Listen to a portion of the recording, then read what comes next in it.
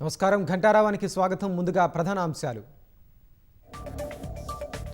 రాజ్నాథ్ సహా 4 కేంద్ర మంత్రులతో నేడు సీఎం భేటీ. రక్షణ శాఖ భూముల బదలాయింపు, ఎరువుల కొరతపై చర్చలు.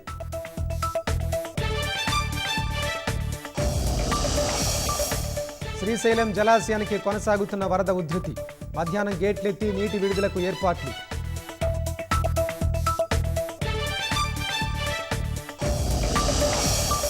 గుంతలు మురుగుకి ఆవాసాలుగా హైదరాబాద్ నగర రోడ్లు.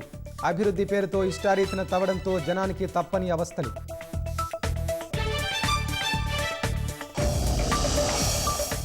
టెక్సాస్లో వరదలపై స్పందించిన ప్రధానిపై కాంగ్రెస్ విమర్శలు. హిమాచల్ ప్రదేశ్ వరదలపై మోదీ ఒక్క మాట మాట్లాడలేదని మండిపాటు. భారత్తో వాణిజ్య ఒప్పందానికి అతి చేరువలో ఉన్నామన్న ట్రంప్.